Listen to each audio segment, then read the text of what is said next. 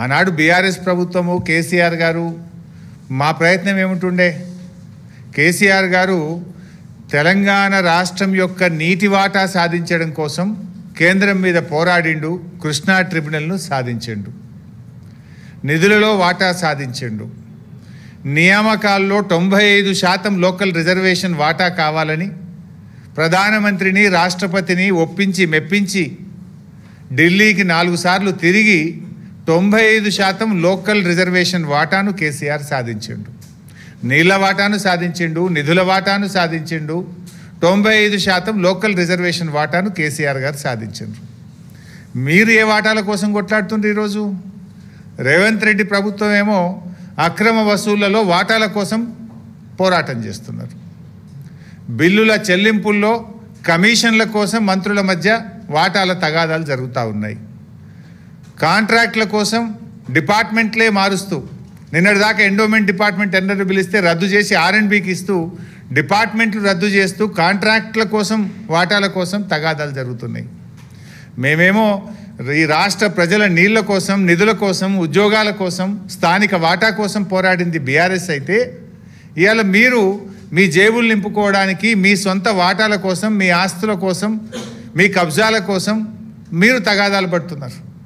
ఇది ఇవాళ రాష్ట్రంలో జరుగుతున్నటువంటి పరిస్థితి. ఇలా అందరినీ బెదిరింపులే. పారిశ్రామికవేత్తల్ని బెదిరిస్తున్నారు, రియల్ ఎస్టేట్ వ్యాపారులను బెదిరిస్తున్నారు, సినిమా ఇండస్ట్రీని బెదిరిస్తున్నారు, కాంట్రాక్టర్లను బెదిరిస్తున్నారు, భయభ్రాంతులకు గురి చేస్తున్నారు. ఇలా రాష్ట్రం పరిస్థితి కూడా ఏమైపోయిందంటే మీ యొక్క తప్పిదాల వల్ల, ఇది మాది కాదు, ఇది గవర్నమెంట్ సైటే, గత 8 సంవత్సరాల్లో టీఎస్ ఐపాస్ వచ్చిన తర్వాత గత 8 సంవత్సరాల్లో అతి తక్కువ ఇండస్ట్రీసు, అతి తక్కువ ఇన్వెస్ట్మెంటు రేవంత్ రెడ్డి కాలంలో వచ్చింది. 2024-25 సంవత్సరంలో కేవలం 2049 ఇండస్ట్రీలు, 50,000 కోట్ల పెట్టుబడులు మాత్రమే వచ్చాయి. ఎవర్ లోయెస్ట్, టీఎస్ ఐపాస్ ఏర్పడ్డ తర్వాత ever lowest investment in the state of Telangana. అతి తక్కువ పరిశ్రమలు, అతి తక్కువ ఇన్వెస్ట్మెంటు. ఇది మీ ఘనకార్యం. ఇప్పుడు ఆనాడు బీఆర్ఎస్ ప్రభుత్వము, కేసీఆర్ గారు, కేటీఆర్ గారు, మేము ఆ రోజు పారిశ్రామికవేత్తలకు రెడ్ కార్పెట్ వేశాం. టీఎస్ ఐపాస్ తీసుకొచ్చి సింగిల్ విండో విధానంలో అనుమతులు తెచ్చాం. దేశానికి మార్గదర్శకంగా నిలిపి ఈ రాష్ట్రాన్ని ఇన్వెస్ట్మెంట్లకు నిలయంగా మార్చాం. పెద్ద ఎత్తున నిరుద్యోగ యువతకు ఉపాధి, ఉద్యోగ అవకాశాలు కల్పించాం. కానీ మీరేం చేస్తున్నారు? వ్యాపారవేత్తలకు తుపాకులు పెడుతున్నారు. మీరు రేవంత్ రెడ్డి గారు ఇవాళ గన్ కల్చర్ని తీసుకొచ్చారు రాష్ట్రంలో. మీరేమో వ్యాపారవేత్తలకు తుపాకులు పెట్టి అక్రమ వసూళ్లకు మీరు పాల్పడుతున్నారు. ఆ రోజు కేటీఆర్ గారు ఒక మంత్రి అని భావించకుండా ఒక వ్యాపారవేత్త, టెక్ మహేంద్ర CEO సిపి గుర్నాని గారికి వర్షం పడుతుంటే తానే గొడుగు బట్టి వ్యాపారవేత్తల్ని ఆహ్వానించిన సంస్కృతి మాది. ఈ రాష్ట్రంలో పెట్టుబడులు రావాలని వచ్చినటువంటి పెట్టుబడిదారులకు రెడ్ కార్పెట్ వేసి వర్షం పడితే గొడుగు బట్టి పెట్టుబడులు తెచ్చిన సంస్కృతి మాదైతే, తుపాకులు పెట్టి వసూళ్లు చేస్తున్న సంస్కృతి మీది. ఈ ఆడికేలు వస్తాయి ఇన్వెస్ట్మెంట్స్. అందుకే ఈరోజు రాష్ట్రంలో పెట్టుబడులు తగ్గిపోయినాయి. గత సంవత్సరంలో ఇండస్ట్రీస్ సంఖ్య తగ్గిపోయినటువంటి పరిస్థితి ఉంది ఈరోజు ఈ రాష్ట్రంలో. అంటే ఇంత దుర్మార్గంగా ఈరోజు మారిపోతూ ఉంది. ఇది ఇంకోటి, ఇది మేం చెప్తున్నది కూడా కాదు కదా, నేను స్వయంగా ఒక మంత్రి గారి కుమార్తెనే స్పష్టంగా చెప్పారు. ఏమని చెప్తున్నారు? ముఖ్యమంత్రి గారి సన్నిహితులే తుపాకీ బట్టి బెదిరించారు, ముఖ్యమంత్రి గారు జపాన్ నుంచి ఫైలు ఆపించారు, ఒక మంత్రి గారు టెండర్లు వేయొద్దని మాకు హుకుం జారీ చేశారు, టెండర్ దక్కలేదని డిపార్ట్మెంట్నే మార్చివేసినారు. అంటే మొత్తంగా కూడా ఒక అరాచకం నెలకొన్నది రాష్ట్రంలో. ఇలా ఇంత జరుగుతూ ఉంటే బీజేపీ కేంద్ర ప్రభుత్వం ఎందుకు మౌనంగా ఉందో మాకైతే అర్థమవుతలేదు. ఇప్పుడు ముఖ్యమంత్రి ఆయనే, హోంమంత్రిగా ఆయనే ఉన్నారు. మరి ఇక్కడ విచారణ జరిగే అవకాశం లేదు. ముఖ్యమంత్రే తుపాకీ పంపిండని, ముఖ్యమంత్రి సన్నిహితులే తుపాకీ బట్టి బెదిరిస్తున్నారని, ముఖ్యమంత్రి గారే తన తమ్ముళ్ళ కోసం ఫైళ్ళు ఆపారని సహచర మంత్రే టెండర్లు వేయొద్దని హుకుం జారీ చేశారని చెప్తుంటే దీని మీద విచారణ జరగాలి కదా. నేను కేంద్ర మంత్రి కిషన్ రెడ్డి గారిని, సంజయ్ గారిని డిమాండ్ చేస్తూ ఉన్నా, మీది జాయింట్ వెంచర్ గవర్నమెంట్ కాకపోతే, మీ మధ్య బడే బై చోటే బై సంబంధం అనుబంధం లేకపోతే దీని మీద కేంద్ర ప్రభుత్వ సంస్థల చేత ఎంక్వైరీ చేయండి, లేదా ఒక ఇండిపెండెంట్ జ్యుడిషియల్ కమిషన్ పెట్టి నిజాలు బయటకు తీయాలని చెప్పి ఇవాళ కేంద్ర ప్రభుత్వాన్ని మేము డిమాండ్ చేస్తున్నాం.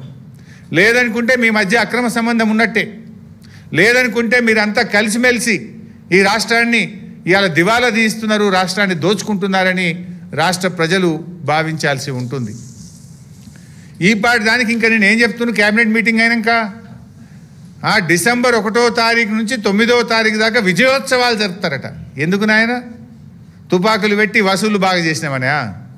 కాంట్రాక్టుల కోసం గల్లాలు పట్టుకొని క్యాబినెట్లో కొట్లాడుకుంటున్నామనా? మంత్రుల మధ్య తగాదాలు పెరిగిపోయి రోజు వీధినబడి రాష్ట్ర ప్రజల పరువు తీసినందుక? దేనికోసం విజయోత్సవాలు జరుపుతారు? ఈ 23 నెలల పాలనలో మీరు ఏం సాధించారు? మహాలక్ష్మి పథకం ఇచ్చింది లేదు, పెన్షన్లు పెంచింది లేదు, పిల్లలకు ఫీజు రియంబర్స్మెంట్ ఇచ్చింది లేదు, ఓ చెక్ డ్యామ్ కట్టింది లేదు, ఓ చెరువు కట్టింది లేదు, ఓ ఎకరానికి నీళ్ళు ఇచ్చింది లేదు. కేసీఆర్ గారు ప్రారంభించిన టిమ్స్ ఆసుపత్రులను పూర్తి చేసి వైద్యం అందించింది లేదు. కనీసం ఉన్న పథకాలు కూడా కొట్టింది కదా. ఏమని విజయోత్సవాలు జరుపుతారు? కేసీఆర్ గారు ఫీజు రియంబర్స్మెంట్ 20,000 కోట్లు ఇస్తే మేము 2 రూపాయలు కూడా ఇవ్వలేదు, పిల్లల చదువులు ఆగం చేసినామని జరుపుతారా? కేసీఆర్ కిట్ బంద్ చేసినామని జరుపుతారా? బతుకమ్మ చీరలు బంద్ చేసినామని జరుపుతారా? న్యూట్రిషన్ కిట్ బంద్ చేసినామని జరుపుతారా? దళిత బంధు పథకం ఆపివేసినామని జరుపుతారా? గొర్రెల పంపిణీ పథకం నిలిపివేసినామని జరుపుతారా? హైదరాబాద్లో ఒక ఇల్లు కట్టలేదు కానీ హైడ్రా పేరిట వేలాది ఇండ్లు నేలమట్టం చేసినాం, పేదల బతుకులు కూల్చినామని చెప్పి విజయోత్సవాలు జరుపుతారా? దేనికోసం విజయోత్సవాలు జరుపుతారు? కట్టిన ఇల్లు పెట్టిన పొయ్యిలాగా ఈ రాష్ట్రాన్ని మీకు ఇచ్చాం. అద్భుతమైన రాష్ట్రం, పెట్టుబడులకు స్వర్గధామంగా ఇలా అద్భుతమైన రాష్ట్రాన్ని మీ చేతుల్లో పెడితే ఇలా ఆగం చేసింది కదా రాష్ట్రాన్ని. మీరు విద్యార్థులను, రైతులను, మహిళలను, నిరుద్యోగులను, అవ్వాతాతల్ని అందరినీ మోసం చేసిండ్రు. అసలు మీరు మోసం చేయని వర్గం ఏదైనా ఉందా? 6 గ్యారంటీలకు దిక్కు లేదు, 420 హామీలకు ఊసే లేదు. ఇంకా విజయోత్సవాలు జరుపుతాము, మేమేందో సాధించినాము. ఏం సాధించిండ్రు? దేనికోసం? ఇలా 2 పంటలకు కేసీఆర్ ఉండగా బరాబర్ కరోనాలో కూడా రైతు భరోసా వచ్చింది. రేవంత్ రెడ్డి ప్రభుత్వం వచ్చినాక 2 పంటలకు రైతు భరోసా ఎగ్గొట్టిండ్రు. కౌలు రైతులకు రైతు భరోసా అని మోసం చేసిండ్రు. రైతు కూలీలకు ఆత్మీయ భరోసా అని చెప్పి పథకాన్ని ప్రారంభించినామని ఫుల్ పేజ్ యాడ్లు ఇచ్చిండ్రు. కానీ ఇవాళ రాష్ట్రం రైతు కూలీలకు రైతు భరోసా దక్కలేదు.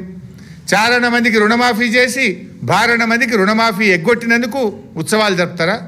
అన్ని పంటలకు బోనస్ అని సన్నవడ్లకు మాత్రమే పరిమితం చేసినందుకు జరుపుతారా? ఆ సన్నవడ్లకు కూడా 1300 కోట్ల రూపాయల బోనస్ ఎగబెట్టినందుకు ఇవాళ ఉత్సవాలు జరపాలనా? కనీసం రైతులకు సకాలంలో యూరియా కూడా అందించకుండా పండగ పూట రైతుల కళ్ళల్లో కన్నీళ్లు పెట్టినందుకు ఉత్సవాలు జరుపుతారా? లగచర్ల రాజోలి రైతులకు బేడీలు వేసి జైల్లో పెట్టినందుకు ఉత్సవాలు జరుపుతారా? మొదటి ఏడాదిలోనే 2 లక్షల ప్రభుత్వ ఉద్యోగాలు ఇస్తామని చెప్పి నిరుద్యోగ యువకులను మోసం చేసినందుకు ఉత్సవాలు జరుపుతారా? జాబ్ క్యాలెండర్ అని చెప్పి అసెంబ్లీలో పెట్టి జాబ్లెస్ క్యాలెండర్గా మార్చినందుకు ఉత్సవాలు జరుపుతారా? మహాలక్ష్మి పేరు మీద నెలకు 2,500 ఇస్తామని అక్క చెల్లెళ్ళని మోసం చేసినందుకు ఉత్సవాలు జరుపుతారా? ఆడబిడ్డలకు తులం బంగారం ఇవ్వనందుకు ఉత్సవాలు జరుపుతారా? అవ్వ తాతలకు పింఛన్ పెంచకుండా ఇచ్చే పెన్షన్ 2 నెలలు ఎగ్గొట్టినందుకు ఉత్సవాలు జరుపుతారా? హైడ్రా పేరిట పేదల బతుకులు కూల్చినందుకు ఉత్సవాలు జరుపుతారా? మూసీ సుందరీకరణ పేరుతో కమిషన్లు దండుకున్నందుకు ఉత్సవాలు జరుపుతారా? ఎందుకు ఉత్సవాలు జరుపుతావు రేవంత్ రెడ్డి గారు చెప్పును? ఇంకెంతకాలం మోసం చేస్తావు? ఇంకెంతకాలం ఈ రాష్ట్ర ప్రజల్ని మభ్యపెడతావు? 23 నెలల నీ పాలనలో రాష్ట్ర ప్రజల్ని అరిగోసబెట్టినవు, రైతుల్ని గోసబెట్టినవు, పేదల్ని గోసబెట్టినవు. రాష్ట్రంలో వ్యాపారాలు దెబ్బతిన్నాయి, పిల్లల చదువులు ఆగం చేసినావు. గురుకుల పాఠశాల పిల్లలు అనారోగ్యంతో ఆసుపత్రుల పాలైపోయినరు. రోజుకొకరు పిట్టల్లాగా రాలిపోతూ ఉన్నారు. దేనికోసం ఉత్సవాలు జరుపుతావు? నువ్వు చేసింది ఏమైనా ఉన్నదా అని నేను అడుగుతా ఉన్నా. ఇవాళ ఇంకోటి ఏదో కొత్తగా హ్యామ్ మోడల్ అన్నాడు. నిన్న క్యాబినెట్లో చూస్తే హ్యామ్ మోడల్ ఏంటిది? 10,000 కోట్ల రూపాయలతోని కమిషన్లు దండుకునే కథ. ఈ హ్యామ్ మోడల్ ఏంది? రేపు వచ్చే 10 ఏళ్ల దాకా రాష్ట్ర ప్రజల మీద అప్పులు పెట్టే బాధ్యత. ఇప్పటికే రేవంత్ పాలనలో ఈ రాష్ట్రం అప్పుల కుప్పగా మారిపోయింది. సివిల్ సప్లైస్ కార్పొరేషన్లో అప్పులు పెరిగినాయి. 2 ట్రాన్స్కో డిస్కామ్లు అప్పుల కుప్పగా మార్చేసిండ్రు. రాష్ట్ర ప్రభుత్వం FRBM అప్పులు గత 10 ఏళ్లలో ఎప్పుడూ తేనంత అప్పులు తెచ్చేసినారు. ఇప్పటికే ఏ సంవత్సరంలో కూడా ఇంత అప్పులు తేలేదు. ఇవాళ కాంట్రాక్టర్లకు లబ్ధి చేకూర్చడం కోసం, కమిషన్లు దండుకోవడం కోసం ఈ హ్యామ్ మోడల్ని తీసుకొచ్చినారు. 10,547 కోట్ల రూపాయలతో హ్యామ్ మోడల్లో టెండర్లు పిలిచి బ్యాంకుల నుంచి అప్పులు తెచ్చి కమిషన్లు దొప్పుకునే ప్రయత్నం. గతంలో మేము రోడ్లు చేయలేదా? బీఆర్ఎస్ ప్రభుత్వం ఉన్నప్పుడు ప్రతి గ్రామానికి రోడ్ వేసింది. ప్రతి మండల కేంద్రం నుంచి జిల్లా హెడ్ క్వార్టర్కు డబుల్ రోడ్ వేసింది. ప్రతి జిల్లా కేంద్రంలో 4 లైన్ రోడ్ వేసింది.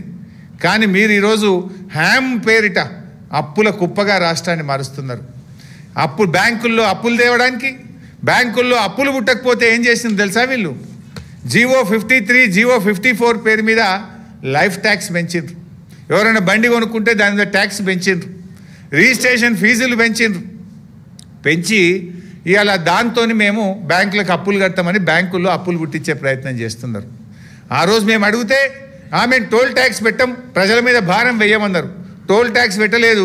గరీబోడు మోటార్ సైకిల్ కొనుక్కుంటే 5,000 ట్యాక్స్ పెంచిండ్రు. ఎవరైనా లైసెన్స్ తీసుకుంటే ట్యాక్స్ పెంచిండ్రు. రిజిస్ట్రేషన్ ఫీజులు పెంచిండ్రు. అంటే ఇవాళ ట్యాక్సులు పెంచి దొడ్డిదారులో ఈ ట్యాక్సుల ద్వారా వచ్చే డబ్బును బ్యాంకులకు కడతామని చెప్పి ఇవాళ బ్యాంకుల్లో అప్పులు తెచ్చి 10,000 కోట్ల రూపాయలతో ఎస్టిమేట్ రేట్లు పెంచి టెండర్లు పిలిచి కమిషన్లు దండుకునేటువంటి ప్రయత్నానికి ఈ ప్రభుత్వం పాల్పడతా ఉంది. ఇదంతా కూడా అర్థమవుతా ఉంది. ఈ హ్యామ్ మోడల్ అనేది ఒక బోగస్. కమిషన్లు దండుకోవడం కోసమే తప్ప ఈ ప్రభుత్వం చేస్తున్నదేం లేదు. రేపు తప్పకుండా బీఆర్ఎస్ ప్రభుత్వం వస్తుంది. దాని మీద కూడా మేము విచారణ జరుపుతాం. ఎవరైనా తప్పులు చేస్తే రికవరీ కూడా పెడతాం.